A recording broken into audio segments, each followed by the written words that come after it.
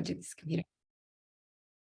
So welcome to this additional optional workshop that Mick will be running on US market expectations. So feel free it'll be a casual affair. You can jump in with questions at any time. You don't need to perfect a Yankee American accent or anything like that. It is totally fine. But Mick will go through that. I also have a poll I wanted to launch to see where everyone was up to with 3 weeks out, to see what you've completed so far. So has everyone registered for Verge? Hey guys. Don't all rush at once. What about one-on-one mentor sessions with Mick? That's really important. Was the entrepreneur in residence in San Francisco for a long time. So he's the most connected person to help get you connected to customers. Have you selected those mentors to be paired up with? I know, Gordon, you have. I've introduced you to a few, so please do. Did I put registered for Verge twice? I just want to make sure you do it. And something that I have just added there is for the exhibition booth space at Verge, I would really appreciate if you can send me your digital assets. If you have a video, fantastic. If not, even if it's your slide deck and I can make it into a video, because we want to have a video playing which loops all the cohort together. So while we're not manning the stand, at least everyone walking past can get an idea of the incredible climate tech companies in this cohort. Mick, are you properly hydrated, and can I hand back over to you? Maybe not. What about any questions before we get started? Sorry, team. I'm just making last minute coffee, so I need extra coffee. We know how important that is. I'm sure everyone's prioritizing. Yeah, I do. I'm trying to just keep it to 1 coffee a day. But are there any questions that anyone has before we get sort of started? Who has actively worked with customers in the States? Pat? Steve? Kirsten, you've spent some time there with the landing pad program.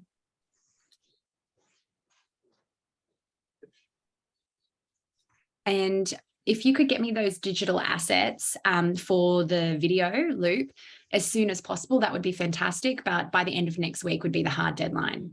So Charlotte, that's for a video loop that's going to be playing. So no audio is going to be coming with that. So it's yeah. So a video that works without audio is the way to do it. So we have a scrolling slide deck might be the way to do that one, rather than kind of fancy. Then a talking head. If you do have a talking Charlotte, can I ask how long? What's the duration of that video that you'd like? How long should it be? If you have a 1-minute video asset already, brilliant. If you've already got a video asset and it's 3 minutes, don't worry. I don't want you to dedicate too much time to this. Basically, if you already have a video, send it through. If not, send me your slide deck and I'll put it on loop. Okay. Yeah. It is a lower priority in terms of your preparation for the trip, but I just thought it would be fantastic to have that on display. And Steve, absolutely perfect point. Like if there's captions and there's someone speaking, brilliant, but it would have to work without audio. Yeah, I was just saying we had one at a recent trade show, and it's 4.5 minutes, but it's because if you're showing a few slides, so I need to make it shorter. So I'll grab it. That's okay. A few slides from it. Well, if you're going to do a slideshow thing, you need the slide to be on screen for enough time for the person to digest it. So you can't have too many slides in a 1 minute. Right, you're going to need to do something like maximum. I know it's my or something, right? Yeah. My Founder Institute background. I'm like 1 minute pitches. No, that's totally fine. 4 minutes is probably a lot better. So yeah, if if it's 4 minutes, and then that's fine by me. But I mean, if everybody's doing 4 minutes, then the whole loop is going to be an hour or something. Yeah. Where is this running? What screen is this going to be running on? We're going to hire a digital monitor for the Verge exhibition booth space.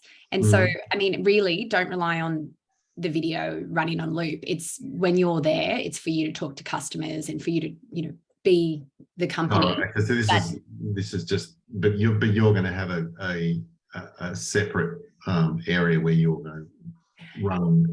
So the organisers of Verge have said to us that in the mornings it's no one's really visiting the exhibition booth space. But we thought it would be great to have a monitor continuously playing.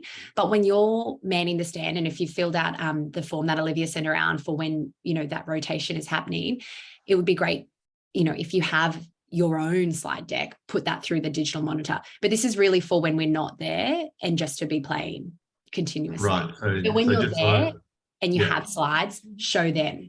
But so just so I understand, in the morning. Because I'm the one putting together these assets for Pat, we have a single stand at the Verge exhibit, and we're showcasing all the companies that we're taking over there. Yes, it's the New South Wales government stand. And Climate Salad, New South Wales government, right? Australian cohort stand, and we have a rotation. So Olivia, maybe put that in the chat, just a link to that. So we have a Google spreadsheet so that everyone's. And Olivia was also able to negotiate a much bigger demonstration booth space as well, because it was quite small, and because I'm impressed with how many companies we have coming over, they've doubled it. So it was going to be quite cozy, and now it's a 6 metre by 3 metre or something. Possibly. I'm not across those details. Mick, I'll hand over to you. Talk us through US expectations. You don't want to hear from me, but please send me emails. No one's hassling me enough, except for you, Gordon. I love how much you ask, and please keep it up. Gordon calls, he texts, he emails. I want all of you to be doing that. I will attest to both Gordon's tenacity and drive. Right, it's been, he and I have done maybe 5 laps on his intro content. It's mostly me cutting words out, but it's been really active. And then I've had I haven't fed this back to Gordon yet, but it got a really good response this morning from one of the intros. So yeah, making progress, and that's a big part of what we'll get through today. Again, what are you trying to achieve out of this, and how do we start that process? So, and this is one of the hardest things by far. Had another really good long conversation with Pat, and he started by admitting that the big challenge is that they've got massive ambitions and they're doing a lot, but how do you, what's one sentence you can possibly say which encapsulates all of that without knowing who that other person is? But that's a part of the opportunity here. You'll probably say that 1,000 times, like, hey, so hi Pat, what do you do? And you're like, if you have a really effective starting point, then you'll have a more effective session. So yeah, anyway, look, there's no single perfect answer, and I'm no magician on it. It's just all hard work. And what I'm going to do is just going to run through some really quick content. Some of this will be absolutely bread and butter for some of you, and you've heard it before. So, please skip that. But also want everyone in here to start contributing. I mean what I say by when we finish the event, finish the trip, this cohort strength will be one of the biggest assets for everybody. But so please keep contributing on that. So I'm just going to share my screen now and run through some of this content. And because I've given this so many times, please excuse me, or let me know if we've covered off so much of this already. But I'm just getting my screen up so I can see you all as well. Okay, so again, I'm just going to run through some of this content, and then, but this is a good small group. If there's anything here which you want to add to, or without telling lifelong stories, or contribute to our question, please just unmute and ask, because I can't see your screen, or Charlotte transfer any questions across. So the biggest thing I want to point out is there are a lot of intimidating, big, crazy differences with the US, but absolutely my key message across all of this is you can succeed in the US. You can succeed in that market. You can build a good business there. It's been done before. It won't be easy, but you can succeed there. So that's my first overriding message. And if you take nothing else from it, then take that. Is that Australians have absolute rights to build great businesses entering the North American market. I'm just going to cover off some of these. Actually, I'm not going to do the capital and Bendigo program. That's for next. But a key thing again that I just mentioned is that this whole program is for you, and you need to keep pushing us, like we've just said, to get the most out of it, and push us constantly, right? In terms of we're well supported by Investment New South Wales, which is great, but we are working really hard, furiously, setting up great content and event and programs and structure and helping every company. The more you push us, the more we can do for you, and the more effort you put in to chase things up and work and create content materials and introductions, the better outcome will be as well. So it's a total team effort. Again, you'll see me constantly referring to you can succeed here. So, oops, I keep leaving some old landing page content in there. Some big differences with US. People-wise, if you haven't had experience there, it's a very big country. There are massive differences between different people, but there are some different similarities. Even just basic things like the language. Like Australian, we have an accent, and to Americans, and they might think it's cute, but they also may struggle to understand it. The whole reason that I'm Mick and not Michael is because when I was in America saying I'm Michael, people would say, "Nice to meet you, Marco." So I went to Mick, and then obviously everyone called me Nick for about 10 years. So you can't read anyway. But funny enough, actually, I say I'm Mick as in Jagger. Like I did that in the US because then everyone would know it's Mick, not Nick, and they would remember my name. So little things like the difference in people actually can drive you to be better. There are some real cultural differences around the people as well. People can be very openly pleasant. Some people might be directly rude if you're not adding value to them. Building deeper relationships can be harder and quite different. Like it is, there are significant differences. So don't go into the assumption that because you've watched a lot of TV that they're all going to be the same. I mentioned language, and again, it's just 100 little things. Like in terms of things like tipping and the attitude to that, and payments, and the attitude to supporting other people, and competitiveness. Like there's just some really big components. Again, Australia is a big physical country, but a tiny market. Compared to the US and other countries. And that plays out in two ways. It plays out a bit in our own thinking and approaches, but it also definitely and plays out negatively in terms of the fact that there might be 30 competitors to you in the US in different ways, and people are much more competitive. Like they are much more likely to push and to go on the attack. But the other side is that competitiveness drives for competitive advantage, and that might mean they want to buy your product. I found it very, very hard in Australia sometimes to sell a product that can save somebody or make somebody $1 million. But in America, that competitiveness can drive to significantly more sales and better sales cycles. So that's that competitive side. The side side also leads to fragmentation. This is something else that I think if you haven't launched and gone progressive into the US, it's a much bigger market, and that is good in terms of scale, but it also puts pressure on, I'd say, on most businesses to be more focused. And some examples of that are Safe Site, which we took to the US, which was construction site safety. And the way we focused there was actually we went state by state. So we went to Phoenix, Arizona, and we basically just stayed in one state for about 2 years until we got the business to product market fit and growth, because there were geographical benefits. Another company, which was Patched Medical, it was focused on evaluating outpatient health. We ended up focusing the whole business to purely around sepsis because it was just such big markets. The niches are really, really, really, really big. And people are also really, really specialized. This is something that affects you both in terms of hiring people, customers, and also investors.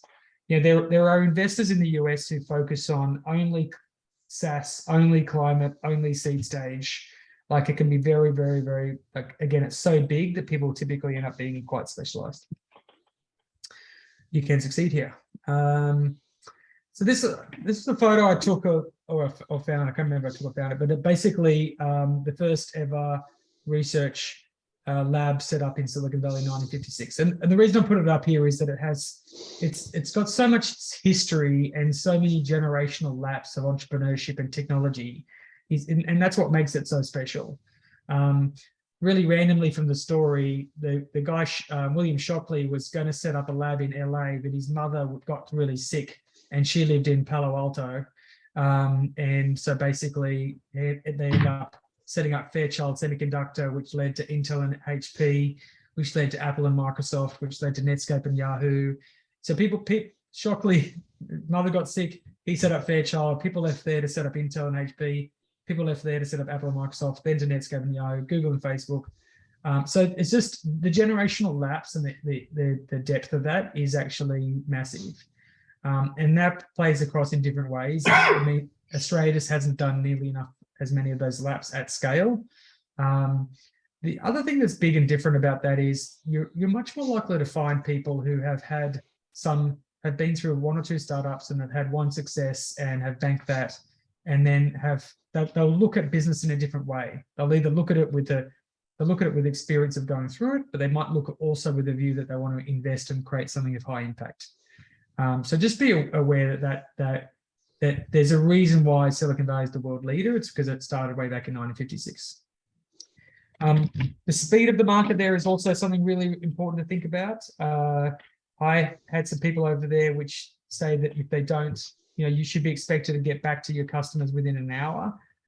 This goes a bit to the Founder Institute stuff as well. Like the speed by which things can move is really significantly different to Australia as well.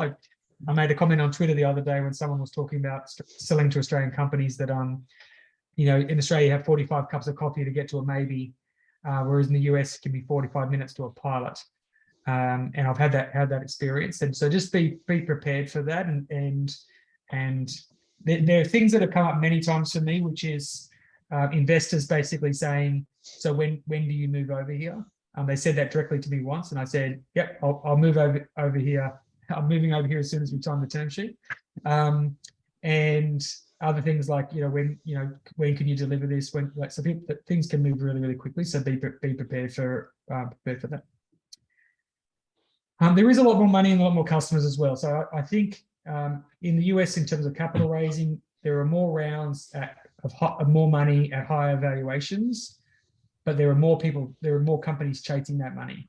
So that's really, really competitive. And the thing that has changed over the last 10 years is that there's probably 100,000 people who have made money out of startups in reasonably senior positions who are now looking to start their own companies, or have already done so. So you're not just competing against other entrepreneurs, you're competing against entrepreneurship, which is happening in funds for companies, you're competing against people spinning things out.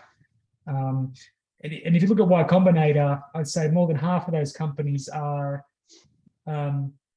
co-founder from Slack and co-founder from HubSpot joined forces to start a new company, and they're massively advantaged, right? Because they've already got the experience, they've already scaled, they've already got the connections, they know how to hire. So that competitiveness is huge. It's another reason why at least half the companies that enter the US do not base themselves in Silicon Valley.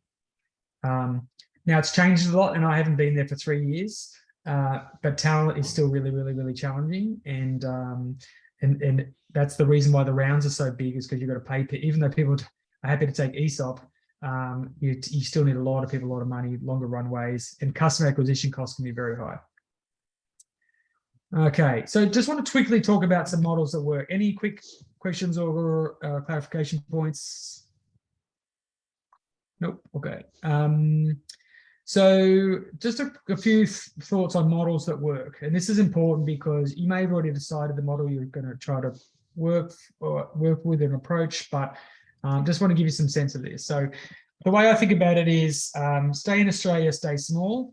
So, and this may be a valid outcome of this event, of this whole process, right? You may go to the US, look, see customers, see investors, see team, and come back and go, I'm going to stay in Australia and stay small. And it's a bit of a slightly intentional insult to say stay small, considering Menulog was 800 million, Spreets was 40 million, and Momentum Cloud probably going to be 100 million. But it's basically saying you're not going to have a swing for a really big global business in the billions. And that's okay. Like it's owning a very large percentage of Menulog is much better than owning 1% of, well, Spreets now since it's closed down. But so everyone's got to choose their own battle. And whilst Investment New South Wales and Climate Salad might be slightly disappointed, part of this mission is to go and really, really try to find that opportunity, but it may not, it's not for every company. So it's important to know that can absolutely work.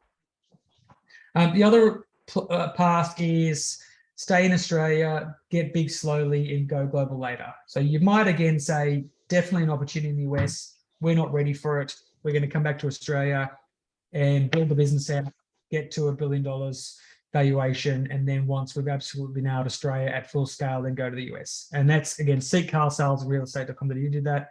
But just be aware again that none of them won. They're not the global winners of their sectors. They're big, but they're not the global winners. And again, it's different paths for different businesses. The other one is stay in Australia, sell globally, and grow organically. So Atlassian really had this approach. And Cochlear Invoices to go. So basically, keep your whole team in Australia, and have very small satellite offices in other markets. And this goes a bit to thinking about how you're going to grow in these spaces. So, are you going to grow with by putting significant teams over in the US, or are you going to can you leave things in Australia but just sell into the US? Campaign Monitor is a great example, based in Sutherland. They basically, it's completely software based. Same with Invoice to Go. Put up and it's all basically self-service. So they could run the whole thing from an office in Sutherland. They didn't have to go over there until they got really, really, really big. So that's definitely a part. The other one is move to your market, raise capital, keep the team in Australia. So Canva's got a big team in Australia, but they raised a lot of money in the US. A lot of their focus is US.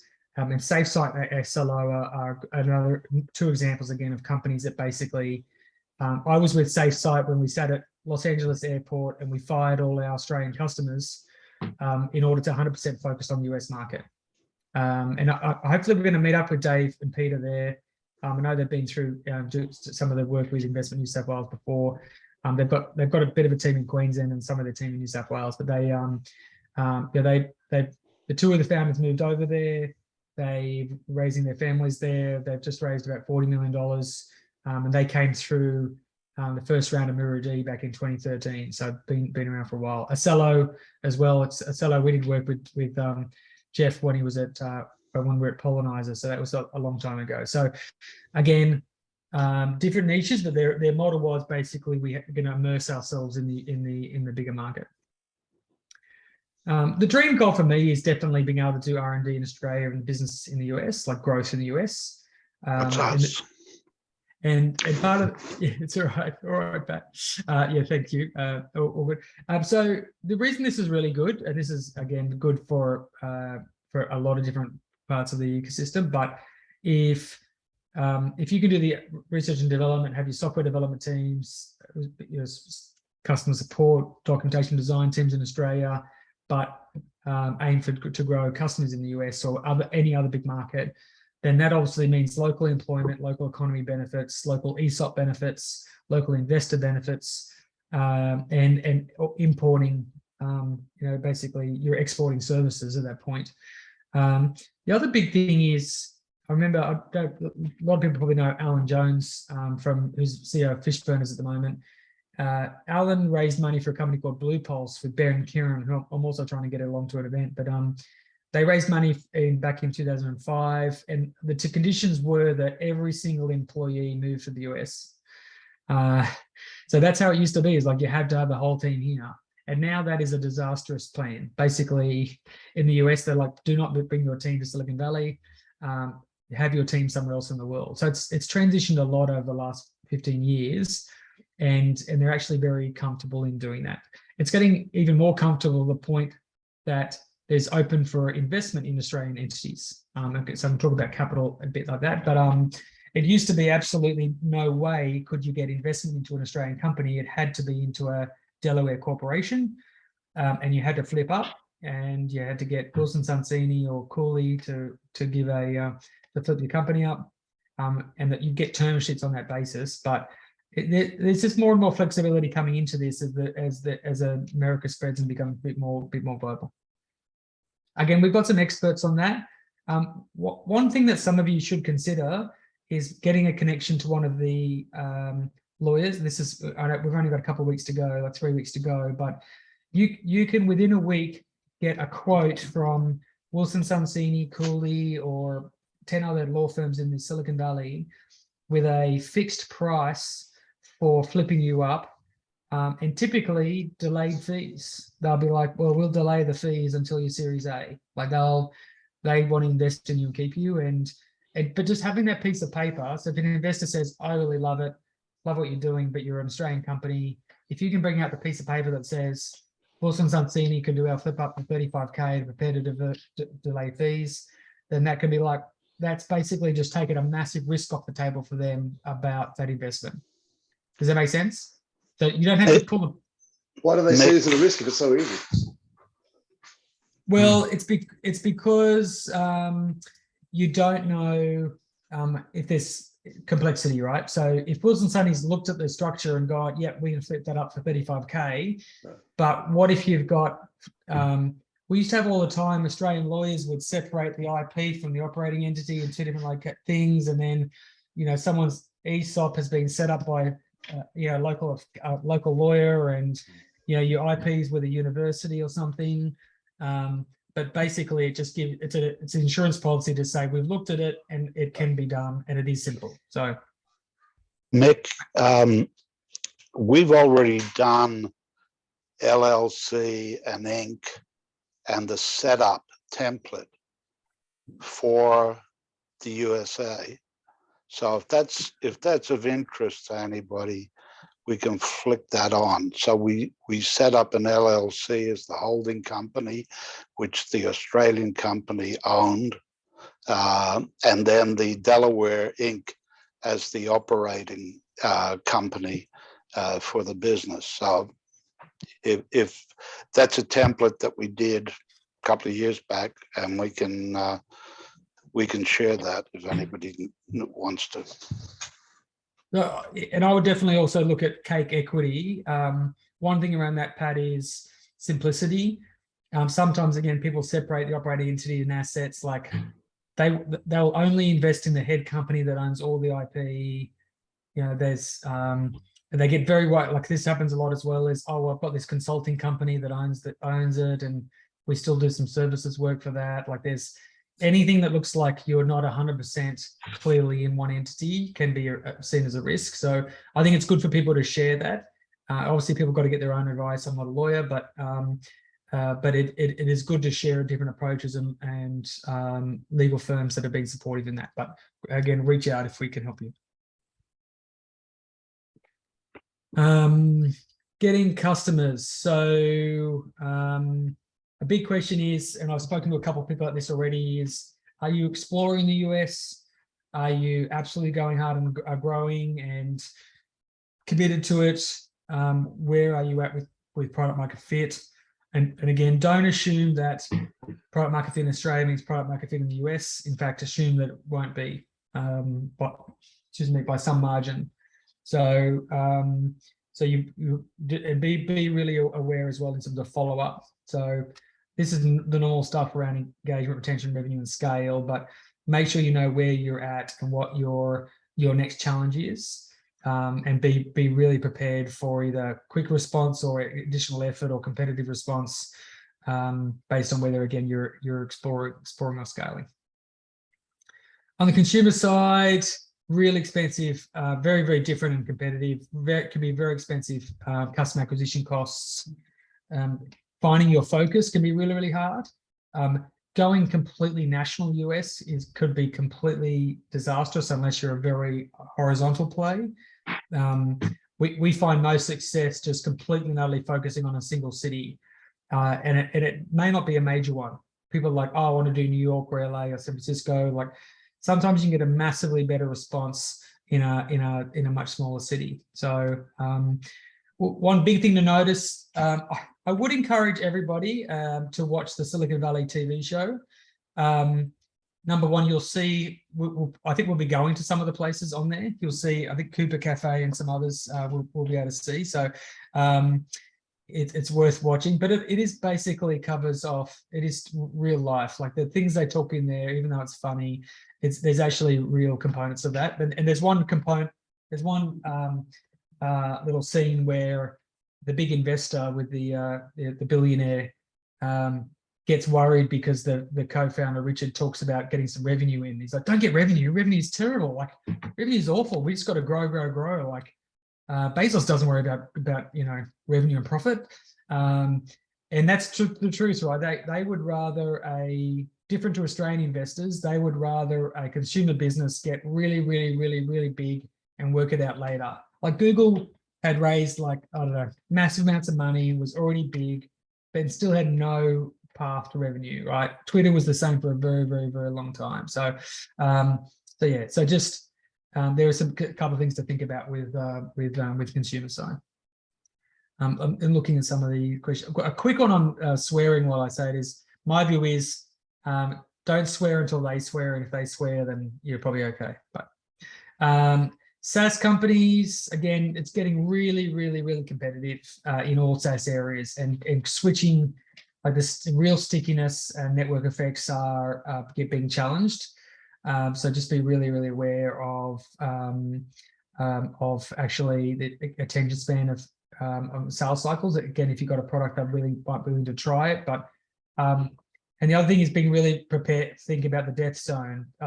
So what I mean by that is if your product is $1,000 a year or $20 a month, and it goes on the credit card and it's useful, I don't have to worry about it, don't have to think about it too much, it's a low cost and it's simple, great. If it's $100K a year and you can have a salesperson explain it and go through it and do onboarding and implementation and training, great. But between sort of 5 and 50K, products are sometimes too expensive just to put on the credit card, too complex just to go and buy straight away.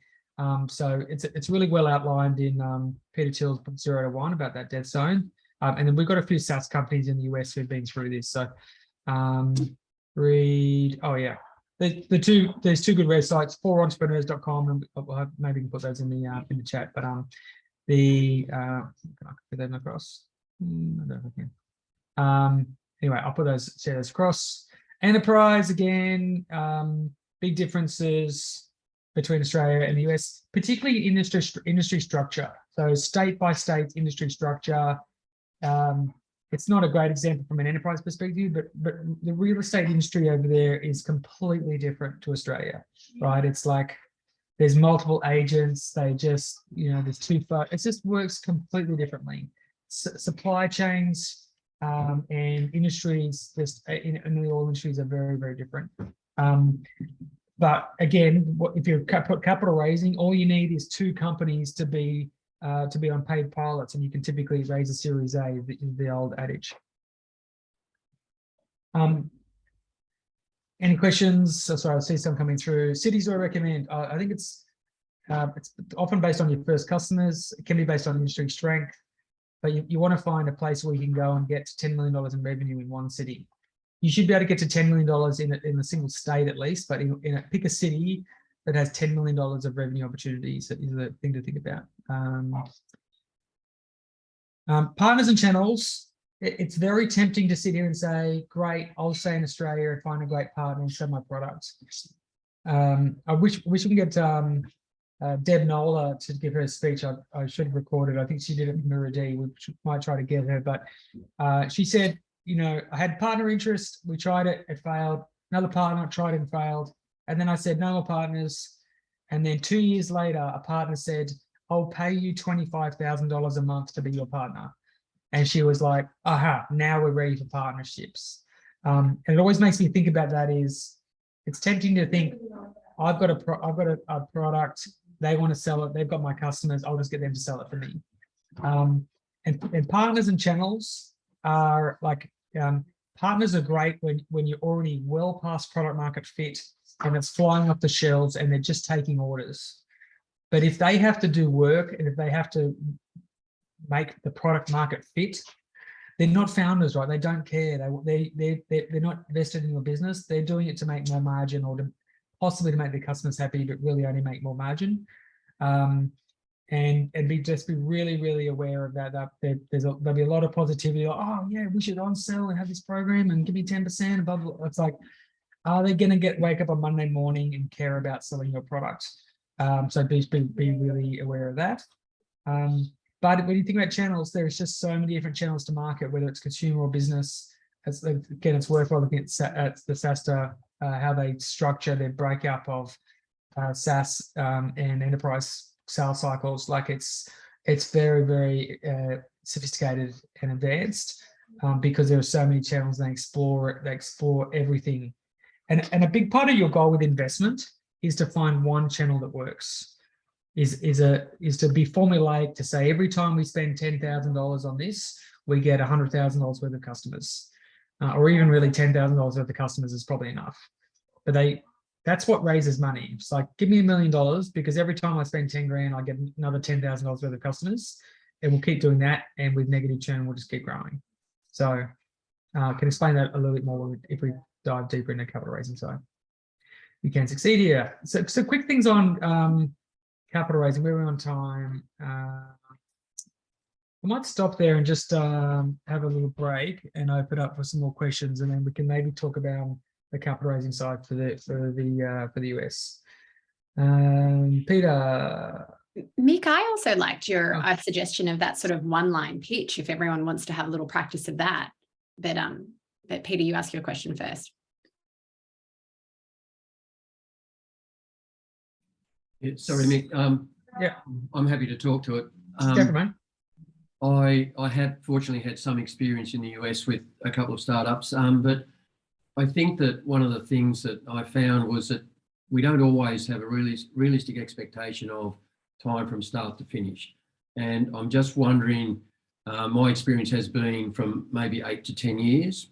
So what I would call perhaps a long period of time. So what's your experience? And I guess just so that we all have a realistic expectation.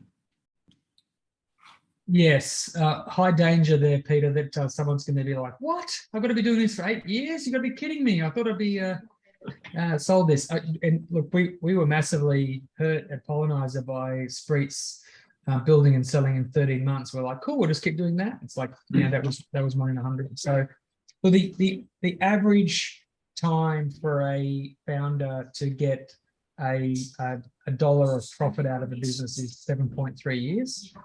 But that's based on in San Francisco, and that's based on a massive acquisition market, right? So my view is start with the view that it's at least 10. And I had this conversation with a founder last week with, there was 2 founders, and one of them just had no idea that they hadn't thought they'd be on founder salaries for possibly 3 or 4 years. So yeah, look, I think it is, it is partly as long as it takes. And really importantly, one of the biggest criteria investors are looking for is a commitment regardless of the time.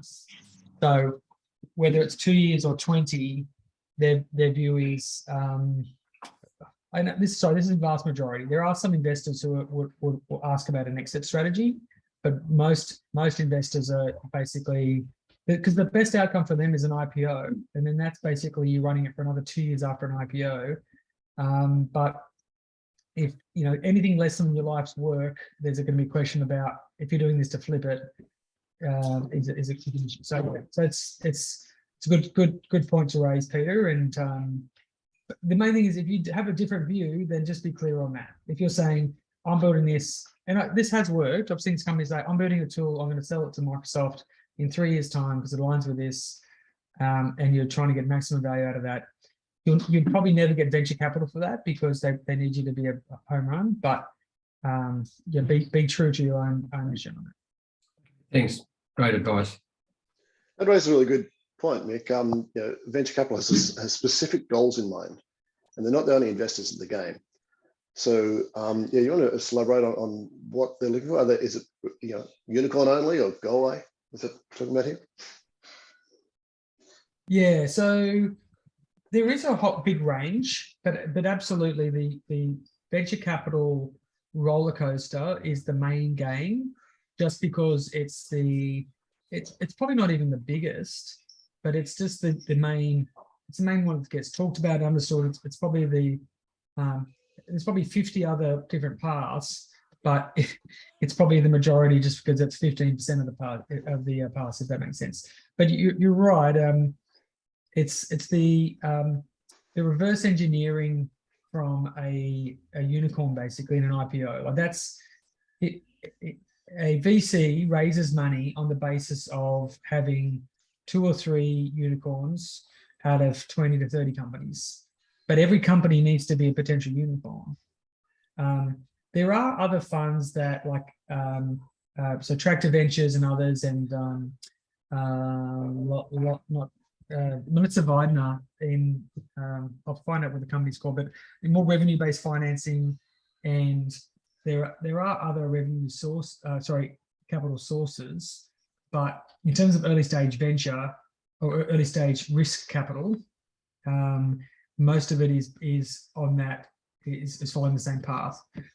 And an angel investor as well could be very clear to be like, this is the last money in, or I'm getting on the venture capital roller coaster, which is I'm investing in you because I've got a very strong belief that you're going to raise a Series A next year, a Series B the year after that, a Series C, and then you'll IPO. Like they're pattern recognizing to say this team, this opportunity, this product, this market can follow that path. And they're the same thing. They'll put 50K into 20 companies over 5 years with a view that some of them, 4 or 5 of them get through to acquisition or IPO. So it's one of the reasons why I say focus on your business and not on the capital, because number one, it's an insurance policy against whatever they're after. Because if you go out and say I'm raising $5 million for 20% of my company, that has to be venture. And you've already said your price, you've already said where you are, what you're doing. Whereas if you say I'm building $1 billion company, there's a big problem I'm solving, and here's my amazing team, and we've got 45 happy customers, maybe there's 10 ways we can fund it. You're focused on the goal. There's multiple ways to get there. It's just, again, at some point you've got to make a decision around that, but only do that when you're ready to make it. Versus this is why I take out capital raising for people's pitches. And I know some people have given me some feedback that investors are like, well, only come to me when you're raising capital.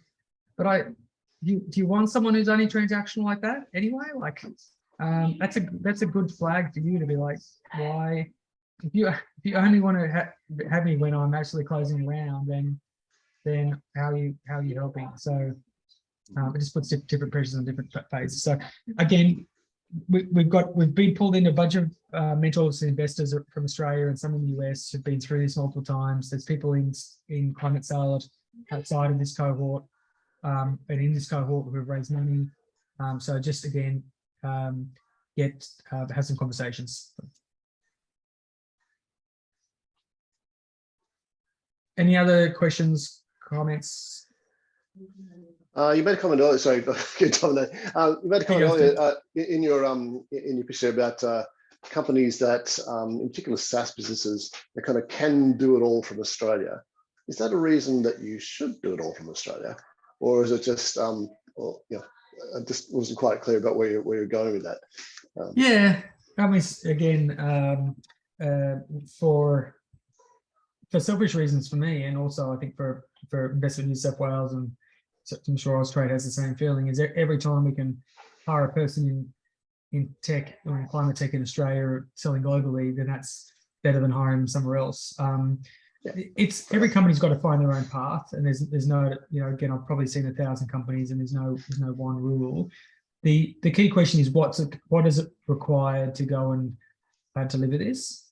And a lot of it depends upon the sales process you're going to go through, the support process, the community you're going to build around your target. There's big differences between East Coast and West Coast USA. If you're it seems to me like B2B SaaS, you can deliver from Australia, but you can't sell it from Australia necessarily, and that's the difference. Yeah, B2C SaaS maybe, but not B2B. I think you can in the early days, and you can put the language up. You can actually register a .com. You can use US dollars through Stripe. You can make all your language US. You can even have US phone numbers. So there's a lot you can do. There's no doubt, absolutely, at some point, some customers get to the point where they ring you up and they're like, "Oh, you're not in America. That's a risk to me." So there are, but it does differ, and it really differs based on, again, if I'm buying a screenshot product for my company and it's $100 a month for 5 licenses, I don't care where you are now. Like, it's probably doesn't matter. If I'm buying accounting software or HR or something where it's or industry-based software, then there may have some impact. And if there's customer support, or if there's follow-up, or there's more of, again, community network effects around it, there's more risk. So again, there's 2 or 3 mentors who Charlotte has brought on, which I think have specifically done that. And I think it would be a deeper conversation around your business. But it's one thing I will say is that almost every company has done it with significant investment of the founders in that market. And that is either lots of travel for a few years, one founder moving over, or a massive US hire. So, Mike and Scott, for the first 3 years, they were in the US so all the time, just because they wanted to actually be close to the customers. And then they brought on Jay, who was their US president, and he was a huge hire, right? He was basically probably a massive equity hire and he was a third co-founder driving the US market. So there's a real commitment. The 4-hour work week type model of sitting in Australia and put up a bit of software and it just sells itself. I've twice, two companies out of 1,000 I've seen do that, and that they're actually both quite similar businesses. And both of those were sort of sub $50 million exits. Oh, sorry, one was 99 million, one was 32 million. But so yeah, typically with a lot of pressure. I've had companies in China, Europe, and US with multi-million-dollar contracts, and they were turned down because the founder said, "I want to stay. I'm not prepared to move here because of either family or other reasons." So yeah, just be prepared for that. But you can do definitely lots of exploring and testing. And you certainly wouldn't want to move to Nebraska and be like, "This is our market," and then go, "Oh, hang on, I got it wrong." You should be having a lot of confidence to be market validation testing of like, wow, there are 600 possible clients here. We've got 25 leads. We know we can hire people. Like, hiring people in the Midwest of the USA is incredible. It could be incredibly cost effective. Silicon Valley, New York, terrible. But so again, there's just so much to explore that it's just that's the thing, is just keep exploring.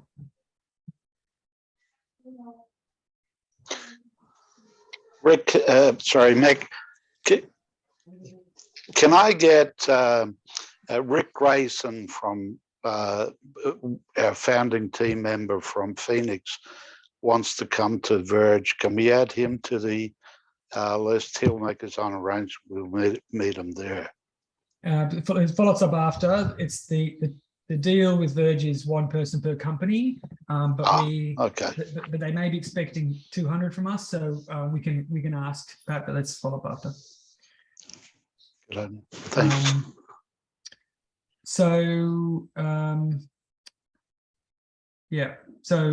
Let's we follow it up with you. So so look, team, that's a starting point. We do want to connect you.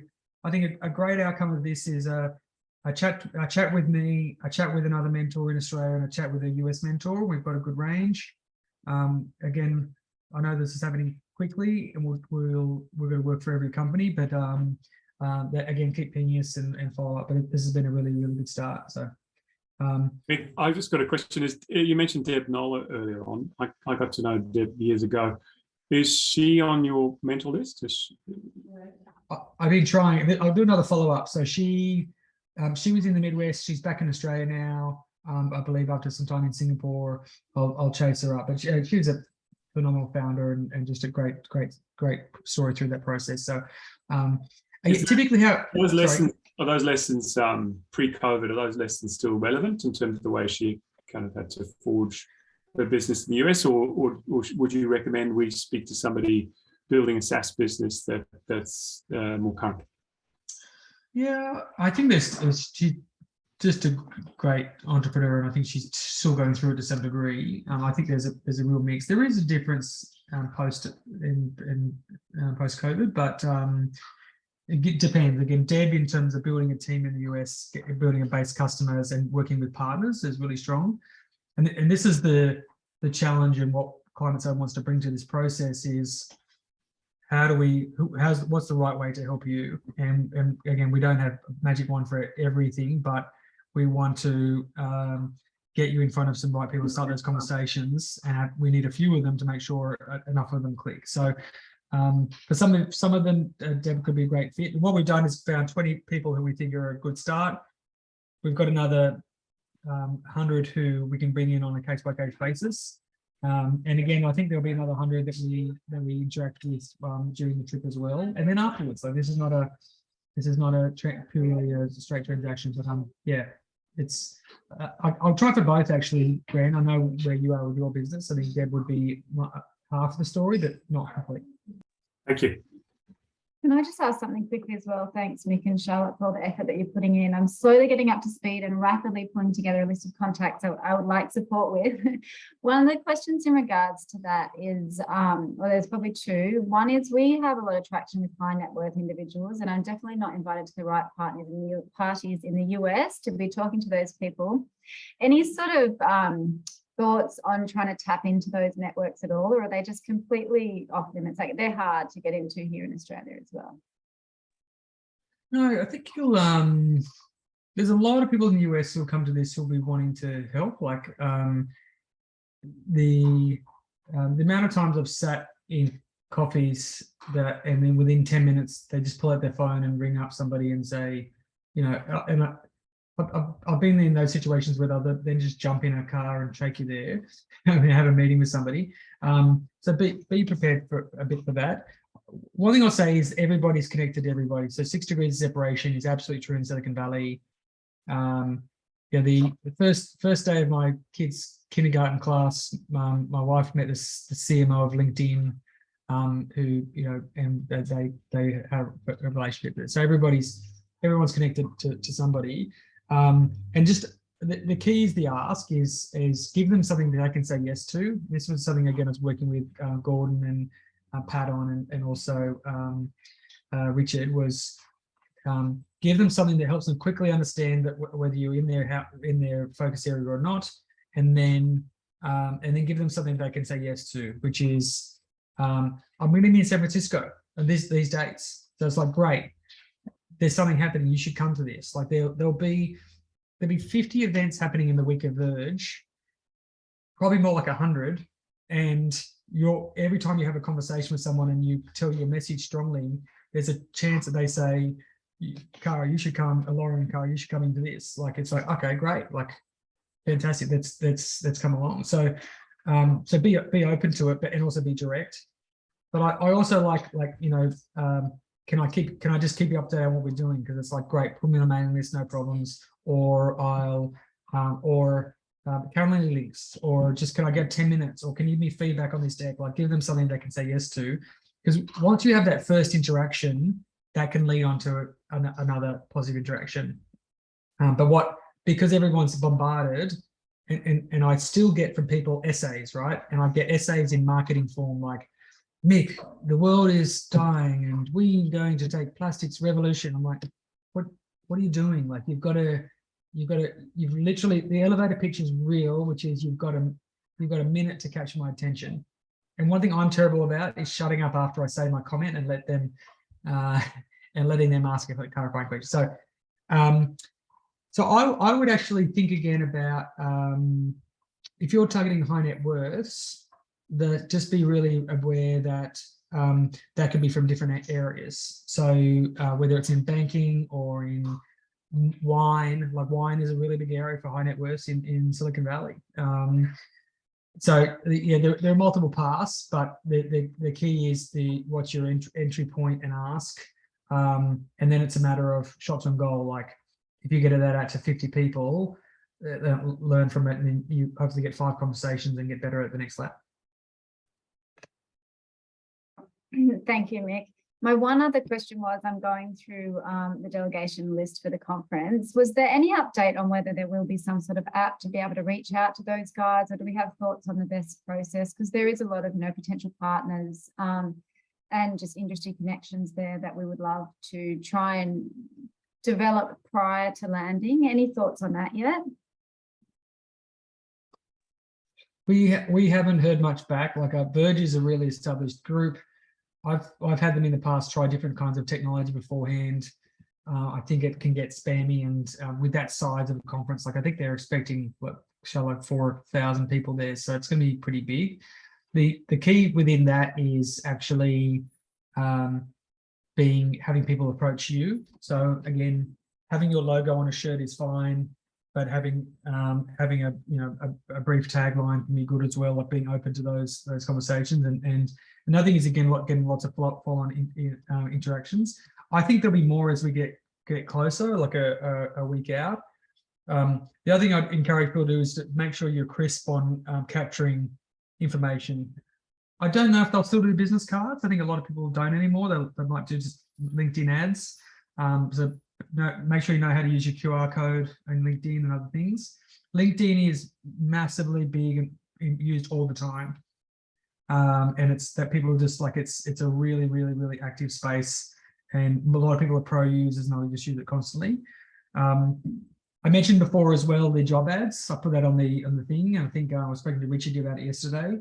It's a great way to get 20 very targeted conversations.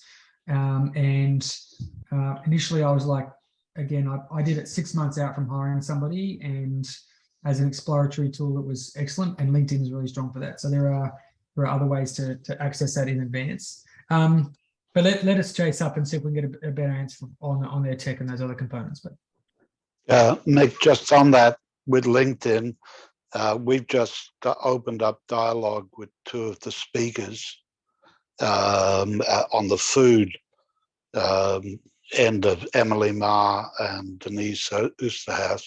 2 people we're interested in talking to. yeah, speaker's gonna be good. You're coming there, and again, don't say, hey, can I get an hour to pick your brains? Attach your 3 bullet points in your teaser deck and say, I just great 5 minutes to show you a demo. And there's people excited about technology. They're looking for these solutions. And oftentimes I'll say, hey, it's not for me, but pass it on to somebody else. So reaching out to as many as possible as we can. The other one is the Aussies who are there. So I think Sarah Nolan is definitely speaking. Charlotte, Olympia. Sorry, I was going to say Olympia is also speaking. Yeah. You're speaking. I am speaking. So reaching out to them for those introductions can be good.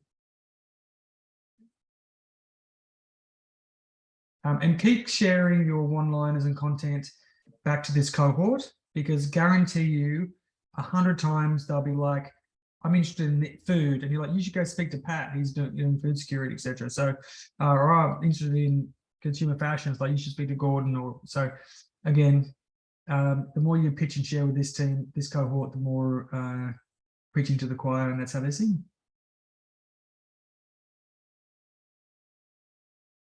Yeah, massive kudos to Charlotte for Remez on the Sunday night. Just one of the world leaders in climate tech investing, been around for ages, highly respected, and just massively connected. So yeah, just he's one of the people that Mike Cameron looks to in terms of guidance for investing in this space going forward. So be respectful of that though, like in terms of don't everyone cream him and shove slide decks in his face. Like again, impress them by your traction and your hustle and your commitment to your business. Like it's yeah. Can I ask another potentially silly question, but I believe in no silly questions. This is more about dress code. What Charlotte's on my wavelength. For the evenings out and those sorts of things, is it just jeans and some sneakers and a nice shirt. Is that appropriate, or what's the call? I'd say yes. Like it's there'll be 100 software developers there in black hoodies and terrible jeans and probably unshowered for 3 days. But I would set the bar a little bit higher than that. So I can hopefully do better than that. We'll all get Gordon's help to do that in a very sustainable way as well. Yeah, I'm wearing my Gordon jeans, so that came across the wrong way. But so the very common thing for men is jeans, collared shirt, and a belt, like who's maybe a bit like Pat's wearing there. I'd say half the men are also in t-shirts. And in San Jose, it's going to be warm and nice. Silicon Valley is always layers. Everyone's wearing 3 layers because at any point in the day it can get cold and rainy and horrible. It's one of the sad things about San Francisco is there's never a summer where everyone's dressing for summer. Whereas down in the valley, it's actually nice, can be nice weather, like literally 10 degrees difference. So and I'd say as well for men and women, smart casual is completely fine. No one's expecting to get dressed up. No need for power suits or anything. So thanks. One of the mentors did say people will just laugh at you if you wear suits. Oh, thanks. And we can also hire stuff from Kirsten. Lassie, I feel like you came on to say something. What do you think? I mean, of course, jeans and sneakers and sweaters for guys, but what about us women? I'll defer to Mick's experience, not of being a woman, but of observing what women wear in Silicon Valley. But yeah, smart casual sounds like a safe go-to. Yeah, at the Tech for Good Awards the other night, it was funny because everyone had jeans, sneakers, their shirt and a blazer. Like it was just, it's like that's the uniform, jeans, sneakers, blazer for a bit more professional, but t-shirts. Perfect. Gordon, what's the most sustainable blazer? We should all go out and buy something tailored, hopefully. Blazers and suits are so difficult. I am not generally speaking able to answer that question. I will look into it and post to the channel, but Or secondhand. lots of jeans options, lots of sneakers. Well, Asia for sneakers, but yeah. Or Kariyuma if you want more casual. Thank you so much. If you have any more questions, please send them through. Like we said, you're not hassling us enough, but particularly the mentor pairing up, because these mentors are really busy people and they want to help you. So the more, see the list, it's in the delegation pack. I also sent out an email yesterday, I think. If there's someone you want to connect with, let me know. Otherwise, I'm just going to start connecting you with people. And if it's not the right fit, let me know too. So I'll see who gets fitted with who. If there are no more questions, we can get on with our Fridays. But thank you so much for joining us. This was an optional session. Our next one will be go to market with Holly Cardew, who has raised a lot of money and acquired millions of customers in the States. So she'll have incredible experience to share with you. And that's Wednesday. Holly's amazing. We took Holly to the US with Muridi in 2014, and she was just like ultimate in terms of hustle and building a team. And yeah, she's great.